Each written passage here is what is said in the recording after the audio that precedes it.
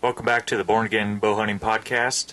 Here we have everybody that's at deer camp, and we've got the podcast set up down in the camper. So you might have some weird noises here and there, but just know that we are in a camper. So you were breathing right into the mic. It was a little extreme. Yeah, just angle your mic up more so your nose. I don't know how to work this thing. So your It's nose isn't. It's Better? fine. We're good. Yeah, that's not Just bad. let it Leave run. right there. There. Go with it. Better. Yeah, old Kev was doing his thing, and all I heard was. It was like right in my nose. Yeah. So just keep the mic at like your mouth, but so your nose goes over it. There you go. No, I don't hear you breathing. No, I'm not breathing. I held my breath. don't move a muscle. All right. Kev, go ahead. Sorry, buddy. All right, so we're going to get into night number one. What we our setups, who was hunting with who was filming, and kind of get a laydown of what happened night number one. Yep. So. And before we get started, guys, I do want to apologize for any background noise that you may hear.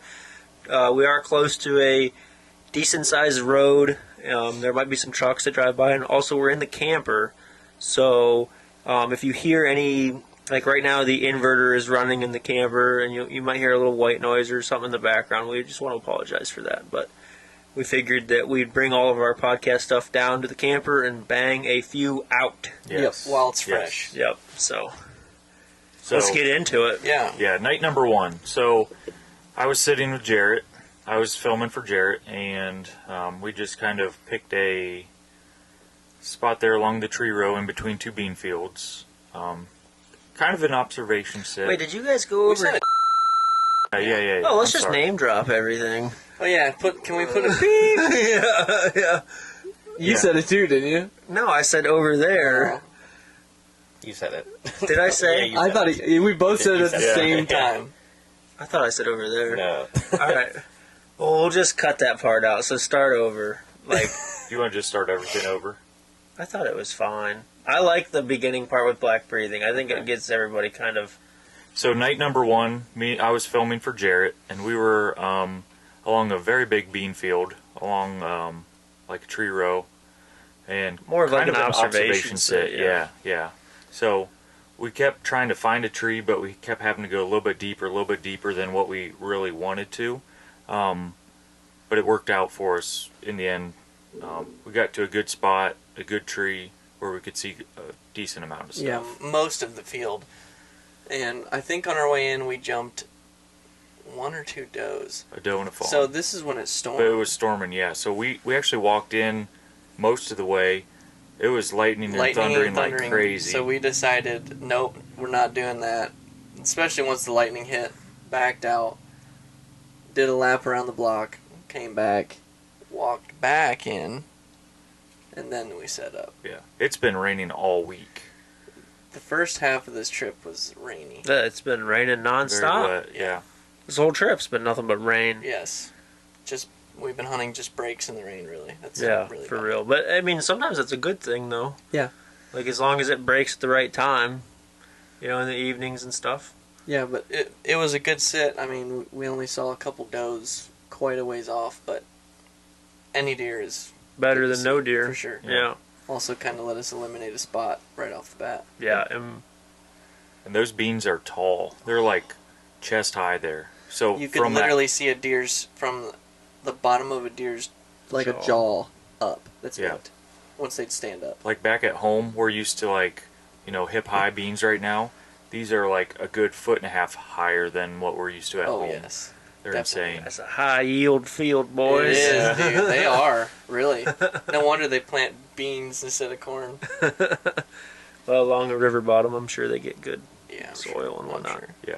But So your guys' night was a little bit slow, slow. Slow. but you went out there on an observation sit over a giant bean field, saw deer, but just didn't find any shooters, didn't see Correct. any bucks, to be honest. Yeah. No. And it stormed like crazy, and then Black, myself, and Stevie, we all headed a little bit north to another property that we have. It's always been promising in the past, and like clockwork, it was promising again this year. So let's dive a little bit into that, Black, and talk about setup, winds, etc., and how it rained. Yeah, and Stevie's not here. Obviously, you'll understand if you listen to the next podcast. Or however we air it. This one will probably drop first. This one will definitely drop first. So you'll understand. You'll have to wait and listen for the next podcast. So yeah, Stevie is not here right now, but you'll understand. He's here. He's here on the earth, but he's just not here in camp right now. He's just not in camp. You'll understand soon. Yeah. Okay, so get back into it. Why don't you start, since timeline of things, they came to you first, and explain the wind where you're set up there and why it works good for me, being only 100 yards from each other. Yeah. So we basically were, Black and I have tags, and Stevie was filming. Phoebes was supposed to come down and film me, but he had some personal stuff he had to take care of, and life's life, and we had to roll with it. So, You were filming yourself. I was self-filming. Yeah. Stevie was with Black. And looking back at it, I probably should have had a cameraman, but I was being stubborn, and I wanted the pressure on myself and not somebody else. For the record, I tried to get Matt to take Kev. Yeah, Because of where he was sitting, I had confidence in it, and he wouldn't do it. It's not that I didn't trust Kevin. It's 100%. It's not that I didn't. Definitely that. No. It's not that I didn't trust him. I just didn't want that pressure on somebody else. Like, Right. I didn't want Jarrett or Black to come back to camp and be like, oh, I didn't kill one because I didn't get it on film, blah, blah, blah. I wanted that pressure on me. And plus, we were breaking Kevin in with camera gear. And Yeah. And to be honest, Kevin, I'm familiar with what Jarrett's setup is. Correct. I have pretty much he the same has thing. the same camera, but he does not have the same thing that Matt Yeah. has. So long story short, I took the responsibility of self-filming, and I'm okay with that, and I learned a lot, and I'm glad that I did because, I have high expectations for Ohio, and I learned quite a bit these last couple of days, and I'm very fortunate that I self-filmed because it's gotten me back in the groove of things. And so going into that hunt, let's dive deep into it. So we had a south wind. No, it was a north wind. No, it wasn't. Not day one. Day one, it was a north wind. On my side, at least. Well, it had to have been less than Well, 5 miles an It was hour. a north wind, but being as light a wind, because it was only like a 2 mile per hour wind, it was drifting back with the river. So we're hunting close to a big river source, and yeah, for me it was south. Yeah. Because like when I went in there, I was dropping milkweed, and it was just sucking right down to that river. So we found that hunting this river, kind of to get off topic a little bit, we found that hunting this river, anything over 5 miles an hour, it seems like the wind stays true. Anything under, the thermals and just the wind and just the river current itself just sucks everything down into it. So for me it was a south, for you it was a north, and you were only 100 yards away from me. Went in there, got into a kill tree.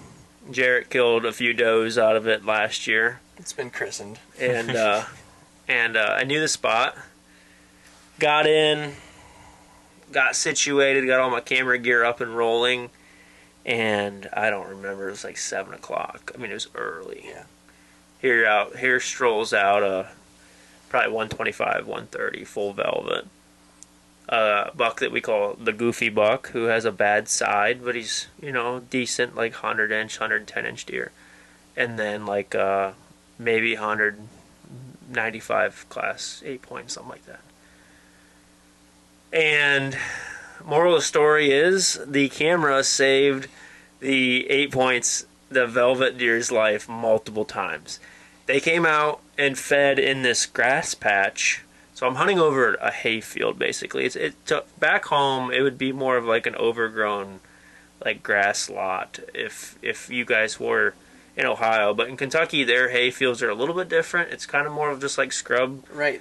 It's almost like they don't plant anything. They just mow it and keep it Yeah. somewhat mowed so that it doesn't have all the weeds. Exactly. It's just got grass. Exactly. Like a hay field back home is a lot cleaner than Yeah. around here. It's Ohio more- takes pride in hay fields. Yeah, so I'm hunting basically like a grass patch, but it's, probably 10 acres or so. Yeah. And they came out into a section that was not mowed because it had a bad wet spot in it. And those deer fed for an hour, half an hour, I don't remember. out in that grass patch forever. And old Maddie, like when they first came out, oh, I was shaking like a leaf. I remember the first buck that came out.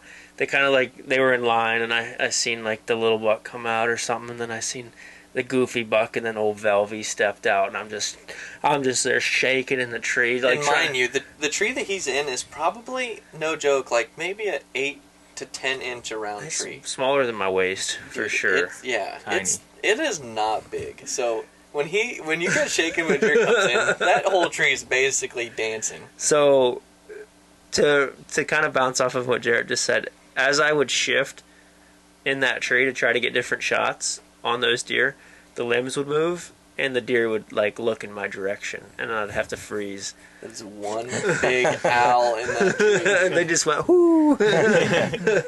But luckily I had so much back cover that I could get away with murder. Yeah. But they would see those limbs kind of flex a little bit, and then all the deer would look up, and then as long as I didn't move, they would go right back to eating. And it's raining at this time too, so that helped with a little bit of your movement. So and cover sound. actually, rewind. You are right. I didn't mention that. It was raining the first like hour in the tree. I remember I pulled all my camera gear down, and I had a rain jacket. I threw that on, and I threw my camera gear in my backpack. And then it quit raining, and then I pulled everything back out in like clockwork. I mean, as soon as the rain stopped, here they come, and they fed out in that grass. And you know, for those of you guys that watch our stuff and listen to the podcast, you know that I shoot my bow a lot, and I am comfortable shooting out to 70 yards. Now I don't recommend it for everybody, but I'm very comfortable shooting to 70 yards, and I was ready to shoot 70 yards, and that is the longest shot in this hayfield. It's not very wide, 70 yards wide. So of course I wanted a full velvet. That's my dream in life, is a full velvet deer.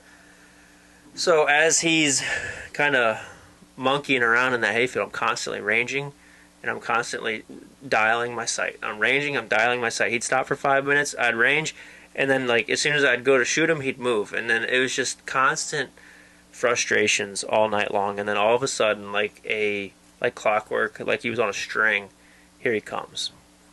And I'm self-filming, and he's coming right at the base of my tree.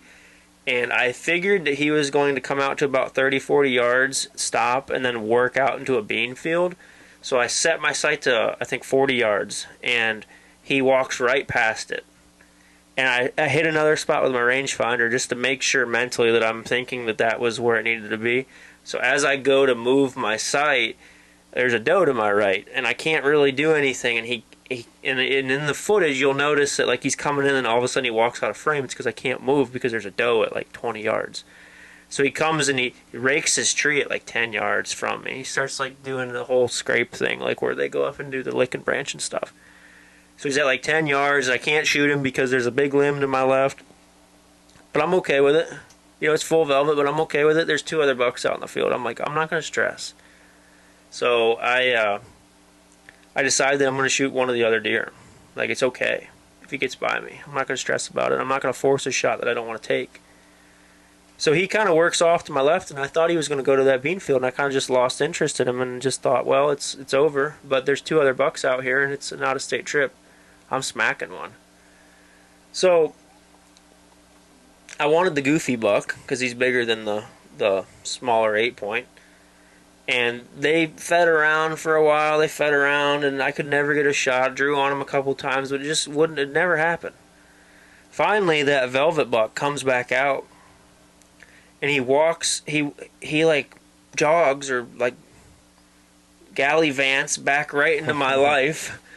And of course, like as soon as he came back, I'm like, oh, he's dead. Like I'm killing this sucker. I think I drew on him again, like, but he was running, and I couldn't shoot him. And then he kind of went back into the woods. And long story short, I drew on like 3 or 4 bucks that night. Just could never make it happen. They kind of like they all kind of like went into the woods. They didn't like something. And then I kind of gave up on it, thought my night was over. And then here they come back out again, that small 8-point and that goofy buck. And I drew on that small 8-point, and he was at like 46 yards, 47 yards. And I dropped my pin on him, and I'm squeezing it, and all of a sudden out of the corner of my eye, and this is probably me being greedy, and I probably shouldn't have done this, because he was just kind of chilling. He wasn't really doing much. Out of the corner of my eye, I see the goofy buck, and he's significantly bigger than the small 8-point. So I immediately just lost. This is me being dumb. I lost all focus on that little buck, let down, ranged a spot where that goofy buck was, and then turned, and in the process of drawing on him, I totally forgot about that little buck that I was just about to shoot. So I go to draw back, and the little buck busts me. I'm at full draw, pins on the goofy buck, I'm squeezing it off, and the little buck blows. So that ruined my hunt. They all kind of ran into the woods, and I just kind of prayed that they would head towards black because that's the direction that they went. So night 1 was the most exciting night that I've ever had in Kentucky, period. And if you guys want to watch that, please check it out on our YouTube channel, because I know that I didn't do the greatest job explaining it, but in person, I was so flustered and just didn't know what to do, and was ranging this and ranging that, and it's hard for me to judge in a wide open field. I'm just not good at it. So I didn't want to just guess and shoot at a deer, because I was afraid that, plus my bow shoots so fast that if I misjudge a yardage or two, it's gonna, and that was an exaggeration, or that was sarcasm. My bow shoots 250 some feet per second because of my arrow setup. So 253. So like my bow is shooting slower than I can throw an arrow. So like I have to make sure that I'm out the right yardage, or I'm gonna miss, especially at that distance. So I kept ranging, and long story short, I messed up, man. I'm gonna take full responsibility for it. My life goal or life dream is a velvet deer, and I had one at 10 yards. Yeah, but and then also one of the things is, if you wouldn't have had a camera with you and wouldn't have been it needed to be on camera, you would have it. But it shows that you're dedicated to it. You want it to be on film so bad that you let him go. Can I say that I would have done the same thing? Absolutely not. But you're dedicated, and that's something. Not only do you want a velvet deer, but you want to shoot a velvet deer on camera. Yeah. And you're sticking true to it. Yep. And not to sound like dad over here, but I want to set the example for everybody else too. Like I want to set the example for you guys, and if I tell you guys like, hey, I want everything on film, but yet the first night I don't get it on film, like come on, you can't do that. So I gotta set the example, and it is what it is. It's water or the dam. Obviously, God had different intentions for me that week, or this week, I should say, and prayers have been answered, and we'll get into that later. Yep. It wasn't what I wanted, but prayers were answered. So, you can't always look at life and think that just because it's something that you wanted, it's not going to work out that way all the time. So messed up. It's okay. I learned a lot from it. Yep. And then I prayed that they would head towards black. So the deer blows, disappears from you. And then Blackie Chan looks up and it was the OK Corral. So to give you a little bit of a picture of where I was at, I was in the corner of a bean field. Me and Stevie were ground and pounding. I'm only probably 100 yards from where Matt was set up, almost straight in line. But being away from the river a little bit, my wind was a little bit different. It's perfect for that spot where they always come out of the corner. Just kind of a hole in the very corner of the field where they come out. So we're sitting there, and Stevie's behind me, maybe 3 feet in front of him. And he's sitting in a tick patch. You'll figure out about that later. Why that's a key that moment. might be a little bit of a So I'm sitting there. I've got my pack down on the ground. I've got my bow leaned against it. I'm sitting in a very uncomfortable one of those like 3-prong stools. Those little tripod. Those little awful. My butt hates me still. So I'm sitting there in that. And I've got my bow leaned against it. Release on. And we haven't seen anything really up to this point besides just a doe and a fawn. They came out and they fed. Went back in the woods. Came back out and fed. One of the neighbors shot. And he was doing some target practice. Like a rifle. Yeah. Or something. A gun. It was probably 100 yards from her. And she didn't care. She kind of just looked over and then went right back to getting a mouthful of beans. So I'm like, well, at least I got something to watch. It's funny, I'm going to bounce off of what you just said. When that gun went off, I think I was at full draw on one of those deer, and it scared the absolute poo out of me. I was scared the doe was going to see me because I jumped. Oh, me too, dude. Like, I think, if I remember right, I was at drawing or at full draw on one of those bucks. And, like, I didn't want to stop them at that, that being that far, because I didn't want them to duck my arrow. So I was waiting for, like, them to stop on there naturally. And I remember, like, I was either at full draw or just getting back, and that gun went off, and I totally just, like, almost sent the arrow, dude. Like, I was scared. It was a pretty close shot. Oh, yeah. It was within 100 yards. And the way the property is, there's kind of a power line cut right there, so it echoes Just goes up right to- down. Yeah, it smacked me right in the face. Yeah. Like, I mean, it was... Them deer are lucky I didn't just send an arrow right there. I almost did. So, yeah, I'm watching her, and she's not affected by it whatsoever. Just goes back to eating the beans. And I'm kind of being conscientious of where she's at, but still watching where I think the other deer are going to come out. And I'm looking and waiting, and I'm not seeing nothing, and it's getting darker and darker. And what was sunset? It was like 7:57, 7:58. Yeah, because like around 8:30 was legal, or give Yeah. or take some time, but roughly 8:30 was legal. Yeah. So I'm, watching my watch at the same time, and it's getting darker, and I'm like, all right, it's prime time now. Like they gotta get in here. And I pick up my phone, and it's like 7:52, and I can't really see that well, so I had the brightness all the way up. I'm like, I better turn that down because I'm gonna get a text message here soon, and it's just gonna be glowing on me. So I pick up my phone, put the brightness down, and as I'm setting my phone down, I look up and I see antlers moving through the grass, and it's like 32 yards from where I seen them, and I'm like, oh no. So Stevie being behind me, we've kind of worked out our system how, when I see a deer or anything like that, I said, as soon as you see me pick up my bow, look for where my point's, pointing at. That's where the deer's going to be.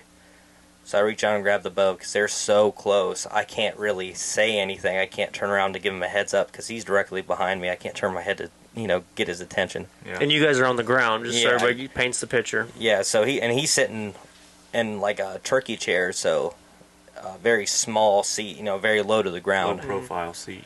Yeah, so he's got the camera up higher, and he's got the screen flipped down to him, so he's not even seeing what I can see just because of the high weeds. We were just trying to break up her silhouette.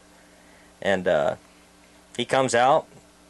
I see the one buck come out. I pick up my bow, and Stevie's like, all right, I'm on him. So he comes out, and I see another buck behind him. I'm like, oh, all right, cool, this is getting better. Then I see another buck behind him, and I'm like, I'm not getting greedy now. The first one that steps in my opening is getting shot. And they weren't really slowing down. They were just not running, but like on a Just slow on like a trot. mission. Yeah, Yeah. they weren't stopping to feed in the bean field. They weren't doing anything. So I'm like, well, this is now or never. Like, he's not stopping. So I had one last hole it was 48 yards, and it was actually the goofy buck that was leading. So he gets to my opening, and he's like, Stevie's the entire time talking me through it, he's like, all right, take your time. Then he gets to that point, and I'm like, all right, this is my shot right here. So I map him real quick, just because I didn't think I was going to be able to, wait for him to stop on his own at that point in time. So I draw back. I knew it was 48 yards, so I held my 50-yard pin on him right above his heart. I'm like, all right, I'm aiming. Shot breaks, and just pure defeat. I see that lightning knock headed right for him, and he just kind of crouches down. I didn't really take into account, because I always range stuff beforehand. I just try and pick out certain key points along a field or whatever that I'm sitting on. That way I don't have to be messing with my rangefinder. And I should have shot for like 45 because he wasn't actually on the field edge. But I didn't really realize until as soon as I seen my arrow fly into him, I'm like, alright, this is going to be high. And he ducks down, and it goes right over his back. So I'm crushed at this point in time. Yeah. I'm like, I am so upset. Everyone was crushed. Oh, it was pure defeat. And then I'm like, okay, they take off. But in your defense, to kind of rewind, you would have hit him. It would have been high. Whether it was lethal or not, who knows? But he did duck out of the way, and they do that thing where the deer just hit the ground, and he didn't do it significantly, but enough where he did dodge your arrow. It was on me at that point in time, like the way they were walking. I should have. Hold on, where we at before we? I can jump back into it. Okay, go ahead. Okay, so we're back now. We had a little issue with the cameras, but we got that all straightened out. So, your shot was just a touch high. He also ducked. You saw your arrow go over his back. You cried. Now I cried. Yeah. As soon as that happened, though, just to prepare myself, whenever I take my quiver off, I set it behind me, and I go ahead and pull an arrow out so it's loose, just in case you ever need that follow-up shot. And luckily, I'd done that. So I reach back, and Stevie's like, "Oh no," and I'm like, "They're still there. They're still there." So that buck I shot at maybe goes 20 yards further into the bean field, and starts walking back towards us. And I'm like, well, if he keeps coming, I'm going to give him another one. And then I grab the arrow, knock it, get my release on, and I look over, and I see old Velveeta. Old Velveeta cheese. Old 130 Velveeta. So he's all fuzzy, and he's at like 25 yards. He comes back out of the woods, and I can see him, but there's tall grass right there, because I would have taken that shot, but there was just too tall a grass to be able to sneak it through there. So he starts V-lining for the other buck, and the path he was on, I'm like, alright, cool, I ranged that. That's 30 yards. I think it was 32 yards on the dot. I'm like, as soon as he gets right to that, I'm letting him go. Because the first one ducked, so I'm pre-planning in my head, alright, he's walking right there. I've got a nice opening at 30 yards. As soon as he gets there, I'm going to not stop him, because he's just on a slow walk. And I'm thinking, you don't they're want already to spook them. Yeah, they're anymore. on high alert, Yeah. so I'm not wanting them to duck. So he's walking. I've got it on his front shoulder. I'm drawn back, and Stevie's like, I'm on him. So I'm keeping my pin right on his front shoulder. As soon as he hits that bush at 30 yards, I'm already pulling, and shot breaks. It looks perfect, and this deer just drops, like chest hits the ground, dives down, and I watch my arrow sail right over his back. So now I'm super defeated, like about to cry. Like there was some tears shed because I was so disappointed. I would have cried as well. They took off, and there I am sulking, so upset with myself. But we just were quiet after we got done. Ran out the last bit of daylight, packed up, started heading out, and sure enough, at the end of this bean field, there's a hay field, and they were just out there, just chilling, just eating away. So I knew we hadn't spooked them too bad, and then we could start setting up a game plan for days, ahead. Yep. But in your defense, the first one, I mean, you got to point at yourself for that one. Yeah. I mean, the shot was high. He ducked a little bit, but the shot was high. The second one, I don't blame you at all, man. Like, 30 yards, like, it was right behind the shoulder, and that deer hit the ground faster than I've ever... He did one of those duck and swirl. Yeah. Like, his body, by the time your arrow was there, he was almost, like, completely straight There away was from mud you. on his brisket. Yes, for sure. And I've never seen it. Like, if you would have stopped the deer and he turned and the ears were looking right at you, that's one thing. But he was just walking. Like, I've never seen a deer act that fast without stopping them. The reaction time was incredible. I mean, and that's I've never why, seen anything like that. And that's why, like, in the back, that's why I didn't shoot so many shots, because I didn't want to stop any deer. Because the minute you stop a deer past, 30 yards... They always duck the string because they're always looking at you. Their ears are right there, looking at you, looking in the direction. As soon as that bow goes off, they're always gone. So you got to be responsible. And like the fact that you didn't stop him, he's walking. A perfect heart shot, perfect double lung shot, like low double lung, perfect top of the heart shot, and the dude ducks it. Like, come on, man, that's craziness. I can't even be upset with how my shots were either. Like. They broke clean. They hit exactly where I was aiming. Like, It's not like unfortunately, you rushed anything. yeah, because I had, ample time to be drawn back waiting on both of those deer. And for it to go that way, I'm still feeling it right now. Like, as soon as we get done with this podcast, after talking about it again, I'm going to go get me a large pizza. I'm going to eat it to myself, and I'm going to sulk all over again. So, yes, I'm going to eat my sadness away. Don't do that. Don't judge me. Yeah, don't judge me, please. Hey, but it's a learning experience, Yes. man. Like, it's okay. Like, I want people to learn from our mistakes so they don't do it. Right. Like, it's okay. And I want us to be honest about our mistakes. I hate everybody that hides their mistakes. Like, there's so many, I'm not going to name bash anybody, but there's so many, like, brands out there that only show the highlights. Like, come on, that's not Yeah, hunting. they never make a bad shot. They never miss a deer. Yeah, They come never on. goof anything Mm, up. That's not It's hunting. not realistic. That's not hunting. Like, you can't tell me that the average Joe doesn't miss a deer once a year. Like, everybody misses a deer. Come on. It just so happened that it was the first night in Kentucky, and And it was twice. and he was full velvet. And Well, yeah, I mean, and like Matt said, like the velvet deer is like, it's something that haunts my dreams. Like, I want more than anything. Like, if I ever found a genie, that's going to be one of my wish, along with a 330-inch bull, like elk screaming at 20 yards. Those are my two wishes right there. And for it to go that way, I've been feeling the pain all week. Like, I've noticed you've been a little down in the dumps. it's haunting me bad because now he's out of velvet. We're filming this, a little after, but he's out of velvet now, so there goes my dreams. Yeah, so we're actually recording this podcast on, what's today, Thursday? Thursday. And all this happened on Saturday. So we just kind of wanted to build up some content before we started podcasting. And, yeah, we've done quite a bit of hunting so far, but day one was definitely the most interesting. Oh. Day one, just you guys had it. We had it figured out. We thought we did, at least. No, you kind of did. The deer were there.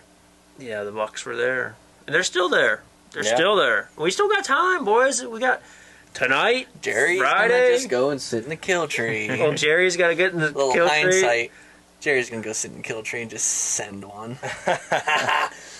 He's calling a shot tonight. Well, it depends on the wind. We might have to sit in that grass. Yeah, We might have to be ground and pound. But I like that grass, though.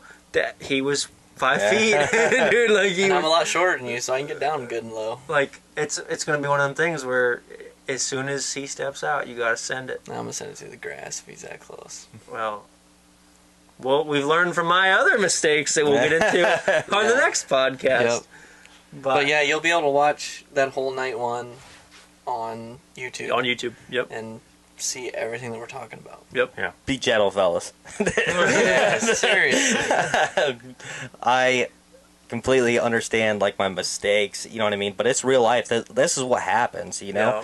And learn from what I did because it hurts. So let's talk about that then. Like, let's talk about what's your biggest learning experience.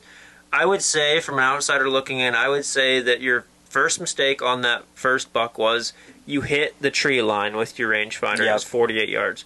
And I've made this mistake too.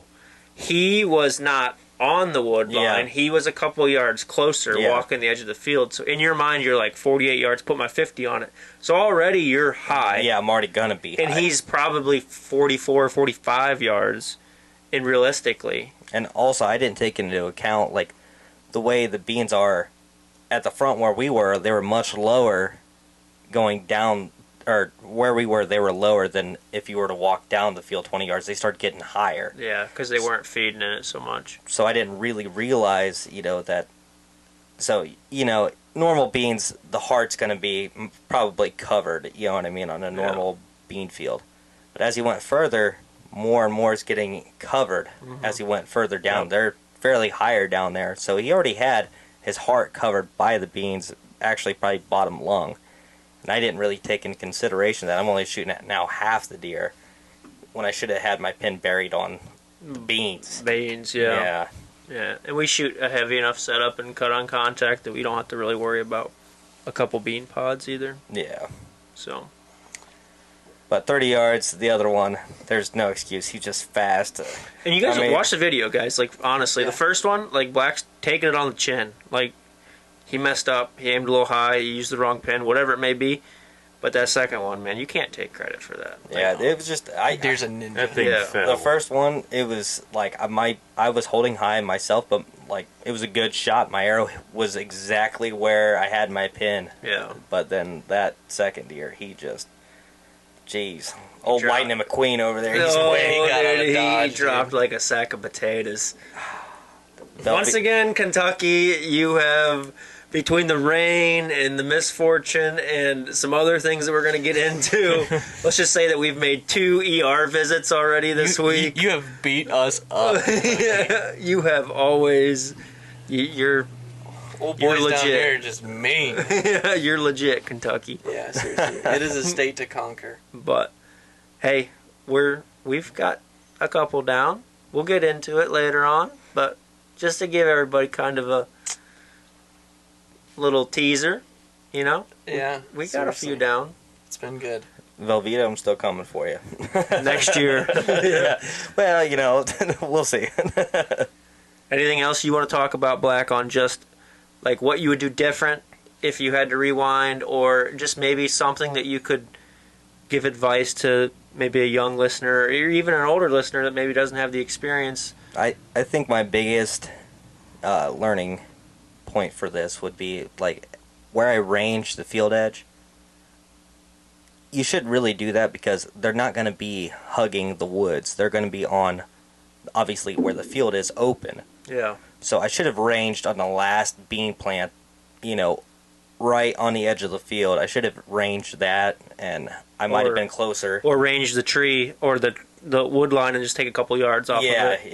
yeah. I mean, it's as easy as subtracting 2 yards. You know what I mean? Yeah. I should have thought about that, and unfortunately, I didn't. So, came to bite me pretty good in the butt. But I wouldn't change it. You know what I mean? It's a learning experience that it's going to haunt me for years. But it's a great experience because you know nobody else can say they missed a velvet buck except for me. It's not a tag I want to wear, but I'll wear it.